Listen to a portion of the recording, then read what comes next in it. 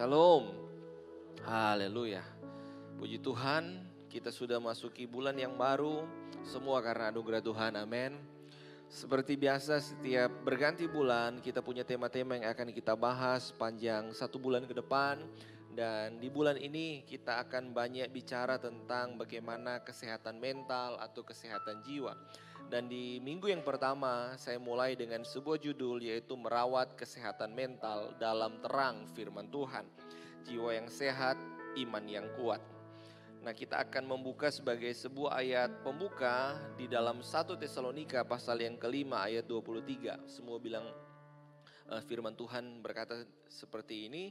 Semoga Allah damai sejahtera menguduskan kamu seluruhnya. Dan semoga roh, jiwa dan tubuhmu terpelihara sempurna dengan tidak bercacat pada kedatangan Yesus Kristus Tuhan kita. Saya percaya Tuhan rindu kita mengalami sebuah kemajuan, sebuah progres dalam setiap aspek kehidupan kita. Bukan cuma secara rohani tetapi jiwa dan tubuh kita pun ikut bertumbuh dan berkembang terpelihara sampai kedatangan Tuhan.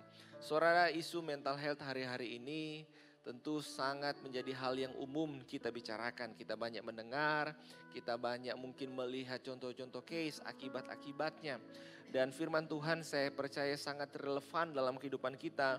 Tuhan bukan hanya peduli kerohanian kita, tapi Tuhan juga peduli jiwa dan tubuh kita.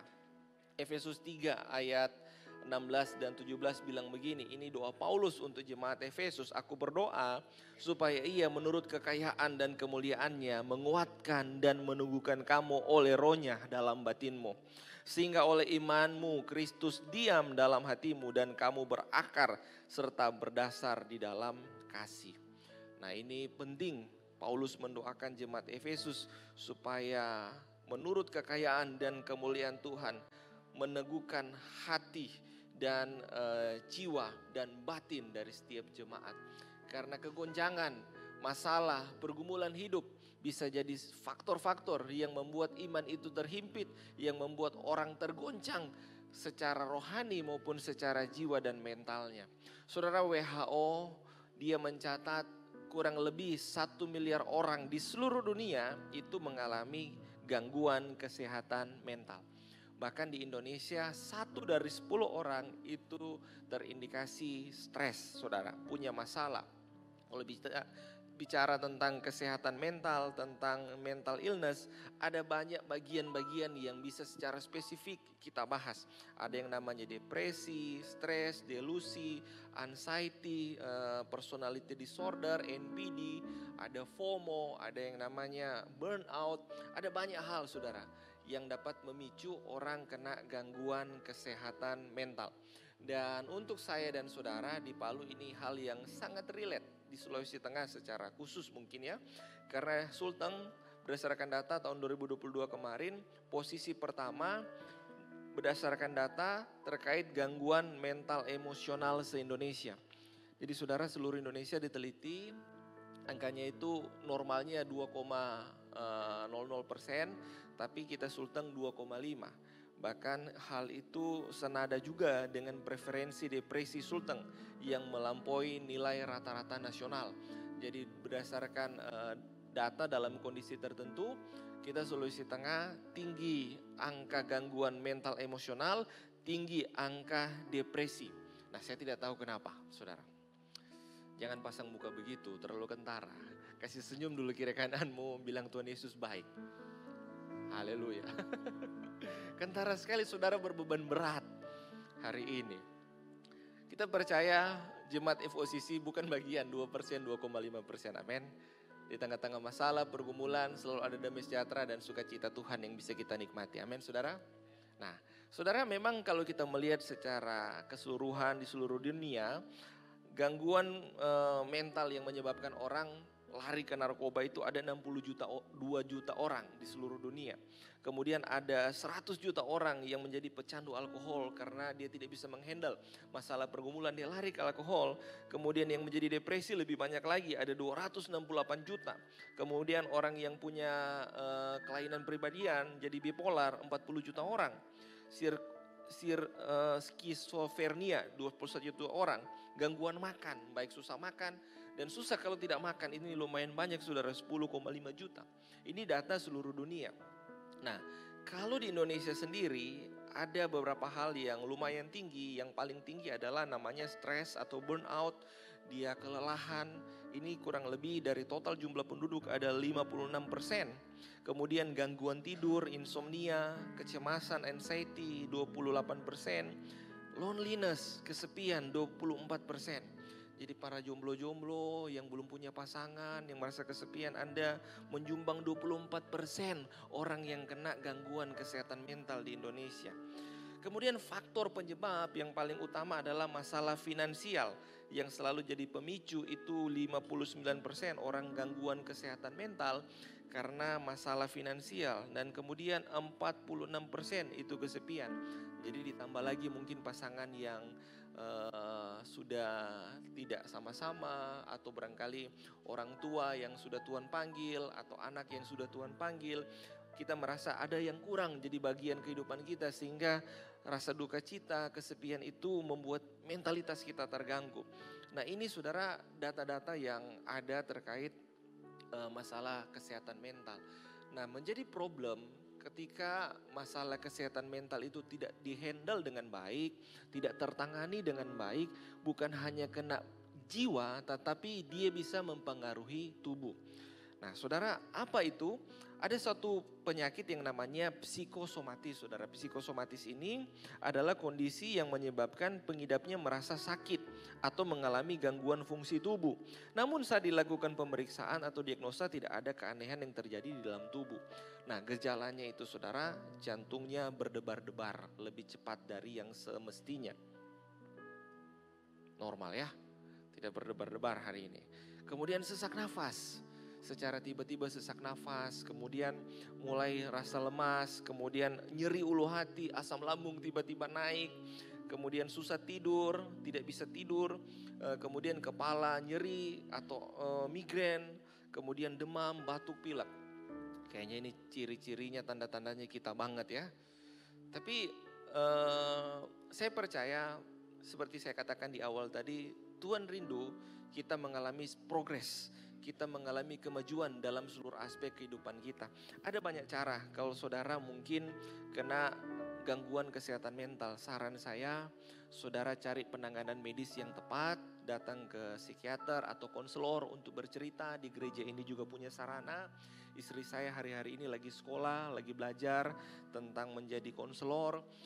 Di tempat ini Ibu Gembala, apalagi saudara bisa datang untuk bercerita. Mungkin bebannya tidak hilang, tetapi mungkin lebih ringan kalau saudara berbagi.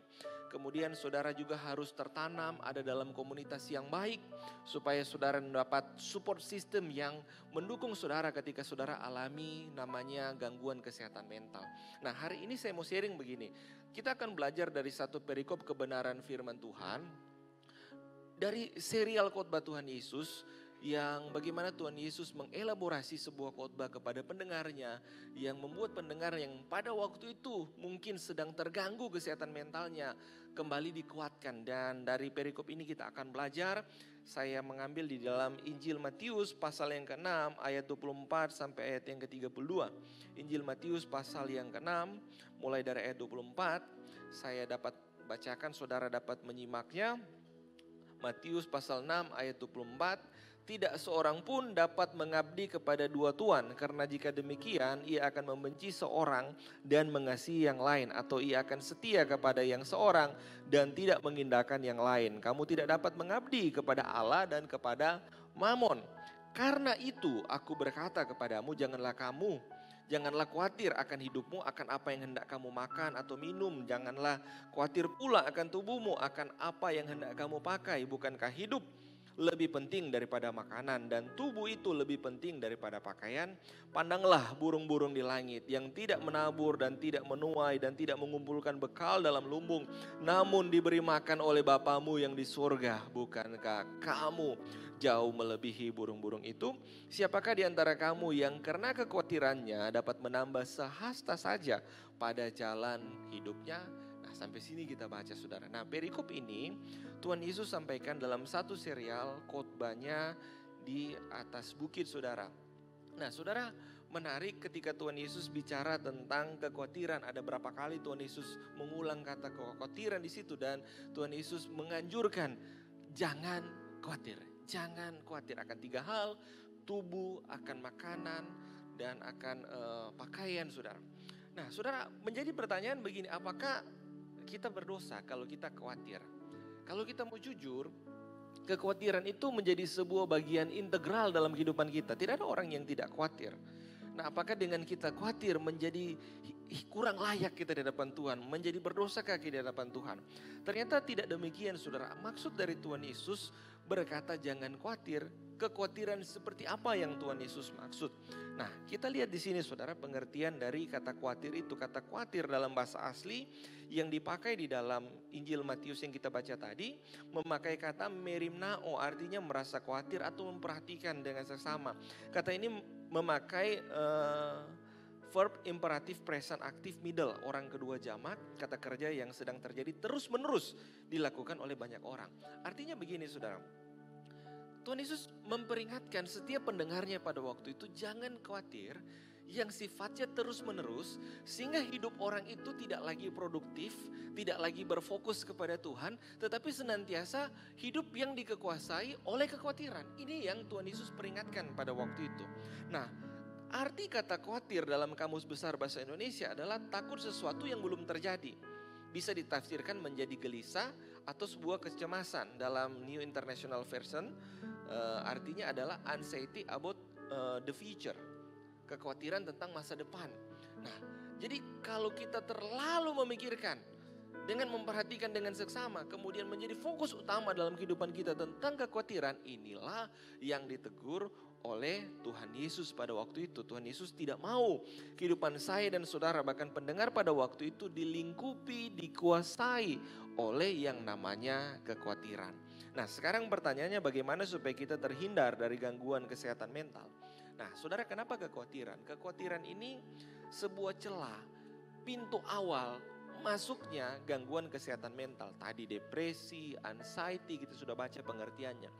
Dia sebenarnya sepele, tetapi kalau kita tidak handle dengan baik, ini bisa menggerogoti dan merusak kehidupan kita. Ibarat sebuah rumah, kekhawatiran itu jendela dan pintu yang kita biarkan terbuka dan kita tidak rawat. Ketika misalnya itu menjadi rusak, menjadi tertutup, menjadi kabur, kita sulit melihat keluar, sulit melihat kebaikan Tuhan, sulit melihat pertolongan Tuhan, sulit melihat mujizat-mujizat Tuhan, sulit melihat bagaimana Tuhan bekerja dalam segala sesuatu untuk mendatangkan kebaikan. Jadi kekhawatiran adalah sebuah celah yang kalau kita biarkan terus terbuka, tidak kita rawat, maka itu bisa merusak kesehatan mental kita. Nah, hal yang pertama yang harus kita lakukan apa pertama, saudara? Jangan bersandar pada uang, tetapi bersandarlah kepada Tuhan. Nah, di dalam ayat 24 dibilang begini, saudara, tidak seorang pun dapat mengabdi kepada 2 tuan, karena jika demikian ia akan membenci seorang, mengasihi yang lain, atau ia akan setia kepada yang seorang dan tidak mengindahkan yang lain. Kamu tidak dapat mengabdi kepada Allah dan kepada Mamon. Nah, saudara, kenapa Tuhan Yesus mulai dengan ini bicara tentang kekhawatiran? Tuhan Yesus mulai bicara tentang uang, tentang materi untuk membahas kekhawatiran. Karena begini, saudara, kita perlu pahami konteks pendengar pada waktu itu. Ketika Tuhan Yesus berkhotbah di atas bukit, pendengar pada waktu itu rata-rata orang Yahudi yang mengikuti Yesus. Orang Israel yang pada waktu itu mengikuti Yesus. Nah, pada waktu itu orang Israel, orang Yahudi sedang dijajah oleh namanya pemerintah Romawi. Dan Kaisar mewajibkan mereka untuk membayar pajak yang tinggi kepada Kaisar. Ditambah lagi, saudara, ada orang-orang sebangsa, orang-orang Yahudi yang dalam tanda petik menjadi pengkhianat sehingga mereka benci yang namanya pemungut cukai. Karena pajak pada waktu itu ditender, misalnya Kota Palu, ditarget pajaknya itu misalnya 1 miliar. Nah, oleh pemungut cukai targetnya 1 miliar dinaikkan supaya pemungut cukai ini dapat untung. Jadi pajak itu betul-betul mengekang, memberatkan masyarakat pada waktu itu. Jadi pendengarnya pada waktu itu yang Tuhan Yesus sedang bicara, mereka orang-orang yang sedang dijajah oleh bangsa lain. Kemudian mereka terhimpit secara ekonomi dengan nilai-nilai harga tukar yang tinggi, kemudian beban yang berat yang harus mereka pikul. Itu pendengar pertama pada waktu itu. Nah, ketika Tuhan Yesus berbicara tentang mamon, tentang uang, Tuhan Yesus memberi gambaran, jangan jadikan uang, materi sebagai sandaran di dalam kehidupanmu. Jangan jadikan materi sebagai tolak ukur sebuah keberhasilan. Jangan jadikan uang, materi sebagai tolak ukur kebahagiaan di dalam kehidupan ini. Jangan jadikan materi sebagai sumber damai sejahtera dalam kehidupan ini. Kenapa demikian, saudara?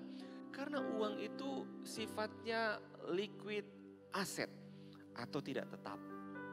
Saudara, banyak masalah bisa selesai karena uang, tetapi banyak masalah timbul karena uang. Uang ini benda netral, dia jadi baik di tangan orang yang takut Tuhan, hatinya bersih. Dia bisa jadi jahat ketika di tangan orang yang tidak takut Tuhan dan hatinya jahat. Nah, uang yang netral itu, saudara, sifatnya liquid.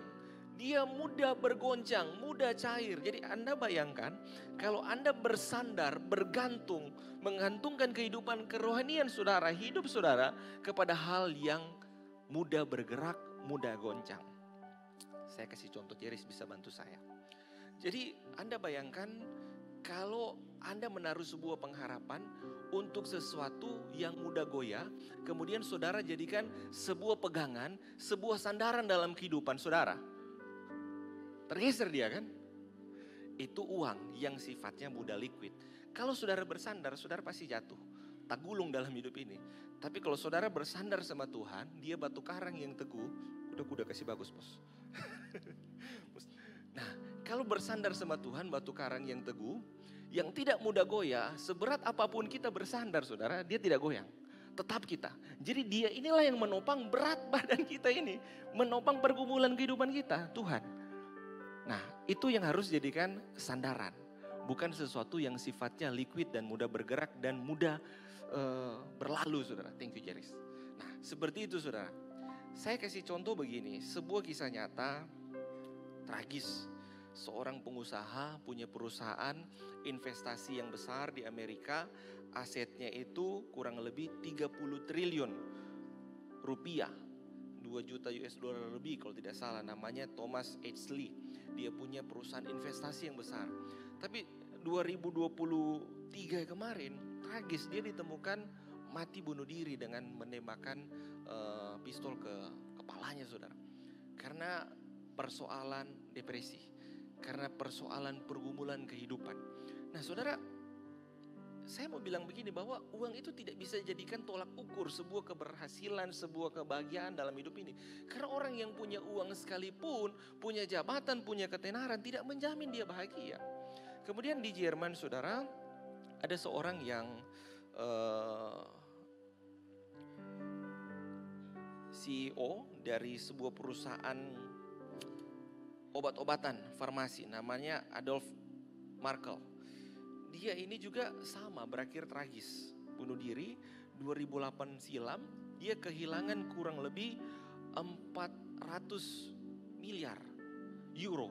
Banyak sekali, saudara, 400 miliar euro dia kehilangan. Itu triliunan kalau dalam Indonesia, saudara. Tapi walaupun dia kehilangan, dia sebenarnya masih punya aset. Dia masih punya harta kekayaan. Waktu dia meninggal karena mengakhiri kehidupannya, itu sekitar 70-an miliar euro. Tetapi yang membuat dia depresi sampai bunuh diri, dia dikejar-kejar hutang. Ada orang tagih hutang sama dia 400 juta. Jadi dia punya aset 78 miliar. Karena 400 juta dia stres, saudara. Karena dia stres, dia mengakhiri kehidupannya. Nah, ini contoh-contoh bahwa ternyata kekayaan, uang tidak menjamin sebuah kebahagiaan. Kalau ini kita jadikan sandaran, kita pasti goyang. Bagaimana ya kita harus berespon, bersandar sama Tuhan. Jadi saudara, saya catat begini, jangan biarkan uang menjadi Tuhan kita. Biarkan Tuhan yang menjadi gembala yang setia. Kalau gembala artinya apa, saudara? Dia itu sumber, dia itu penyedia provider. Dia akan menyediakan kita segala hal yang kita butuhkan. Dia akan menyediakan padang berumput hijau, mata air yang tidak pernah kering. Biarlah Tuhan menjadi investasi terbesar di dalam kehidupanmu. Karena dialah yang memberikan keuntungan yang sifatnya abadi atau kekal. Tidak akan hilang kalau Tuhan yang menjadi satu-satunya investasi terbesar dalam kehidupanmu. Uang boleh hilang, harta boleh hilang. Tetapi kalau saudara kehilangan iman sama Tuhan, saudara kehilangan segala-galanya. Tapi sebaliknya, segala sesuatu boleh hilang, harta boleh hilang. Tapi kalau saudara tetap punya iman, saudara masih punya segala-galanya. Amin saudara. Ini yang pertama saudara. Kemudian yang kedua, kalau pertama jangan bersandar sama uang, tapi bersandar sama Tuhan. Yang kedua, jangan fokus kepada keadaan, tetapilah fokus pada Tuhan. Di sini dikatakan ayat 26, pandanglah burung-burung di langit yang tidak menabur dan tidak menuai, tidak mengumpulkan bekal dalam lumbung, namun diberi makan oleh Bapamu yang di sorga.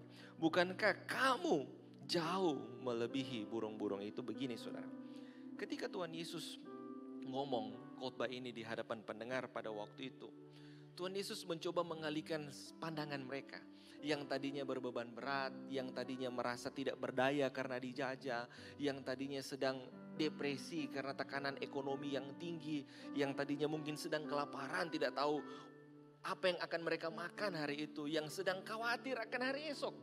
Kemudian di tengah padang itu saudara, kalau saudara lihat itu banyak pepohonan, kami ke Israel pernah ke sana, memang ada banyak burung-burung saudara. Ketika Tuhan Yesus lagi ngomong, Tuhan Yesus alihkan pandangan bilang begini, lihat ke sana, ada burung-burung yang bertebarangan. Saudara coba perhatikan burung-burung itu, tidak satu pun dari mereka yang menabur dan menuai, tidak satu pun dari mereka yang mengumpulkan bekal dalam lumbung. Bahkan bagian firman Tuhan yang lain katakan tidak satu pun dari mereka jatuh ke bumi tanpa seizin Tuhan. Kemudian ada satu pertanyaan yang menghentak hati dan pikiran pada pendengar pada waktu itu. Bukankah kamu jauh melebihi burung-burung itu? Ketika mendengar pernyataan Tuhan Yesus, sekaligus pertanyaan, bukankah kamu jauh melebihi burung-burung itu? Orang Israel pendengar pada waktu itu tersentak dan tersadar begini. Karena orang Yahudi secara teologis mereka sadar betul siapa mereka di hadapan Tuhan. Mereka mahkota di dalam penciptaan, mereka pangeran Allah, mereka biji mata Tuhan. Bahkan secara konsep keselamatan buat orang Yahudi, surga itu hanya diciptakan buat orang Yahudi. Di luar Yahudi jadi kayu bakar di neraka. Jadi mereka sadar betul posisi konsep mereka di hadapan Tuhan, bahwa mereka orang yang dikasihi Tuhan. Dan konsep yang sama pula yang ingin saya sampaikan begini, bahwa bukankah saya dan saudara adalah anak-anak Bapa? Tidak ada konsep di dalam dunia ini tentang Tuhan, tentang sebuah kepercayaan yang menghubungkan antara umat dan Tuhan dalam hubungan anak dan Bapa. Kita ini anak-anak dari Allah. Kita ini diciptakan berharga, mulia, segambar serupa dengan Dia. Kalau kita ini yang berharga dan mulia, anak-anak Bapa, tidak mungkin dibiarkannya dengan percuma. Sedangkan burung yang tidak berharga Tuhan pelihara, apalagi saya dan saudara. Amin. Nah, persoalannya begini saudara, kadang dalam hidup ini kita sulit melihat sebuah kenyataan dan realitas seperti itu karena beratnya masalah pergumulan yang membuat kita terganggu secara mentalitas. Nah, mentalitas yang sehat itu seperti apa? Seperti apa mental health itu? Nah, berdasarkan perkataan ahli saudara Steve Cass, seorang penulis pembawa acara siniar Being the Human, dia bilang begini, kesehatan mental adalah saat cara Anda melihat diri sendiri, orang lain, dunia, dan Allah sesuai dengan kenyataan. Jadi orang lain boleh mengecewakan, ya. Masalah pergumulan boleh ada, ya. Tantangan kehidupan dunia tidak menentu, iya. Tetapi ada satu sisi, cara pandang kita terhadap Allah.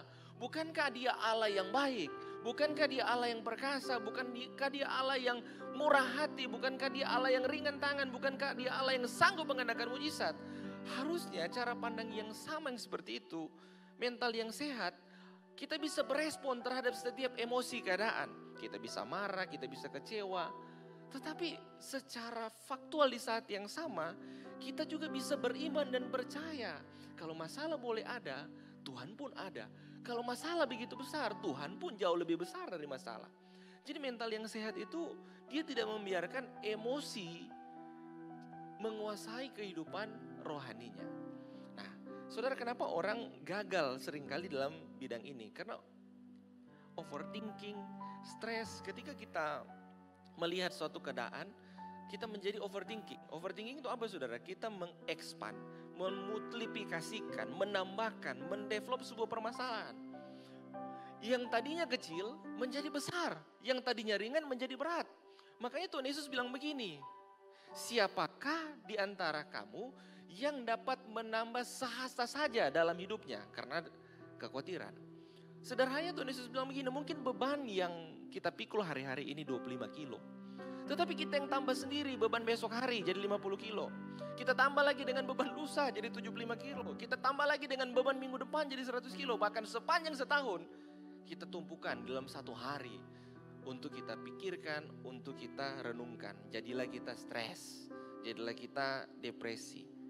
Nah, saudara, kita tidak bisa mengendalikan keadaan, sikap orang terhadap kita. Tapi ingat baik, kita bisa kendalikan hati kita, pikiran kita, emosi kita untuk tertuju kepada Tuhan. Bagaimana caranya?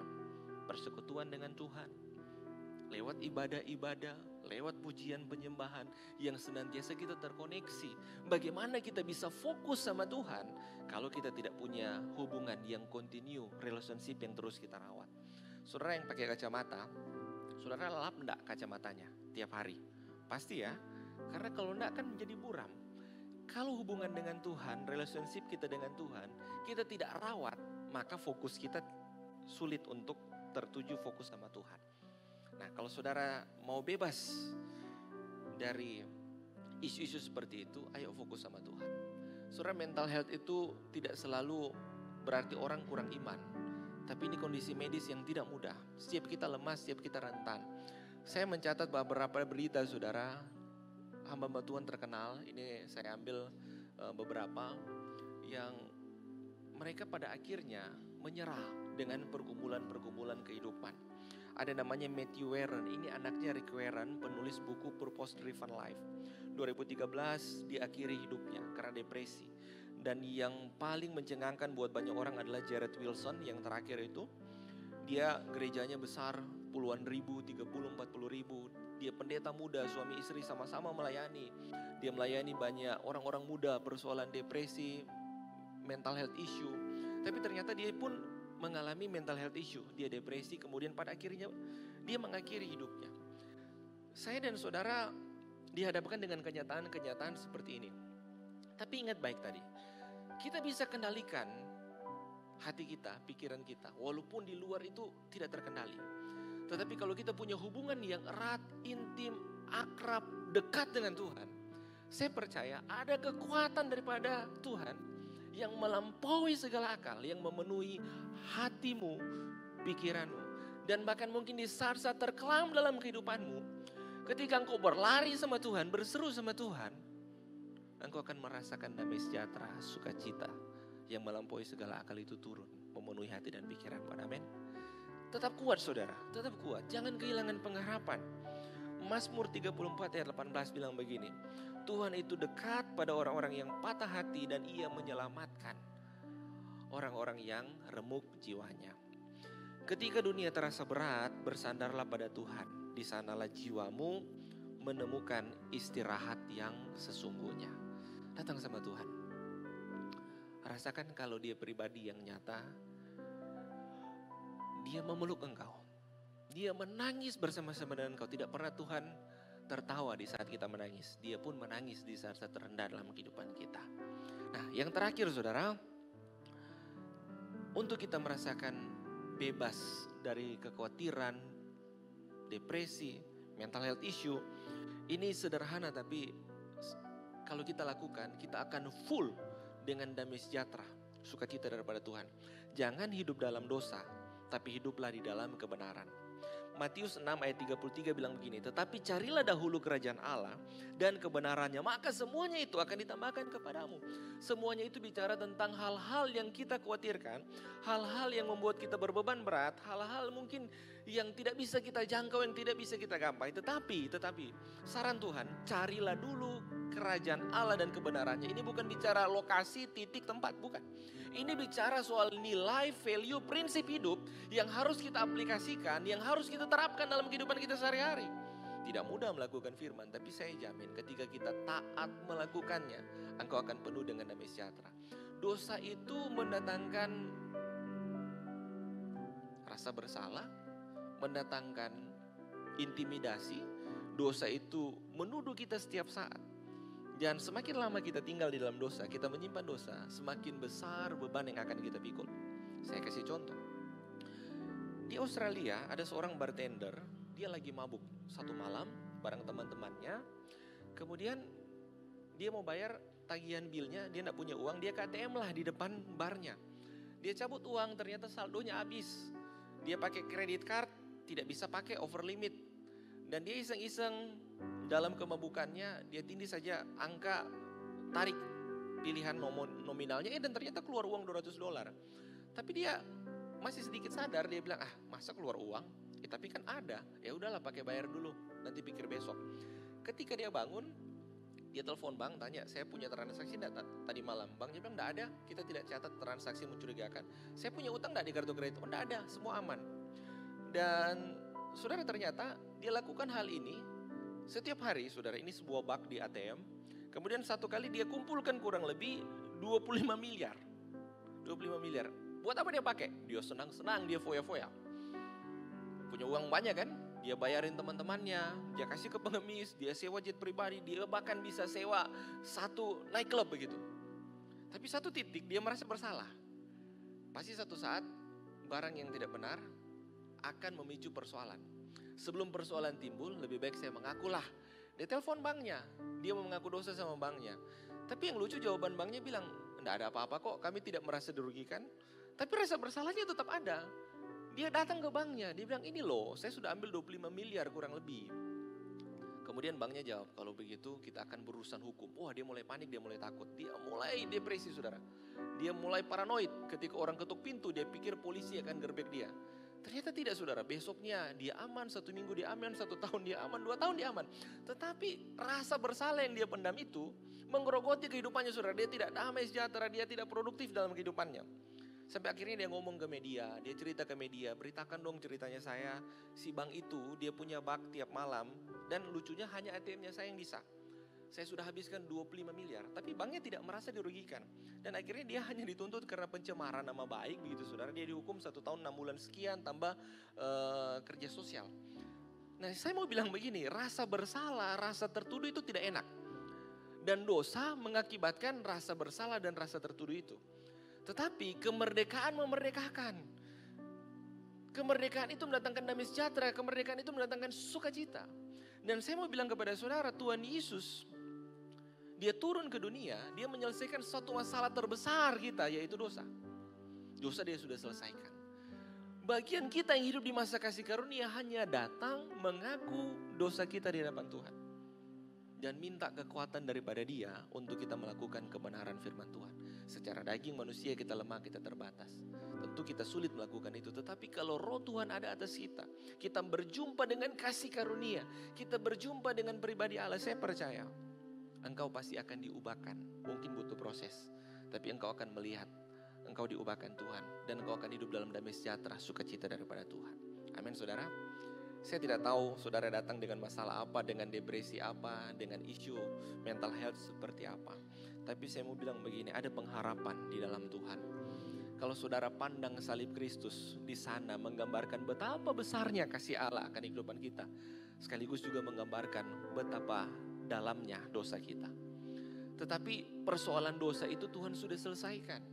Jadi tidak ada satu dinding pemisah untuk selalu memisahkan kita dari Tuhan. Kita bisa datang setiap saat sama Tuhan, mengaku setiap dosa kita, meminta kekuatan, sumber resource daripada Dia yang selalu memberikan damai sejahtera, sukacita yang melampaui segala akal itu. Persoalannya kita mau datang fokus sama dia atau tidak? Atau hari ini kita masih mengendalikan hal-hal lain di luar Tuhan? Silakan saudara jawab.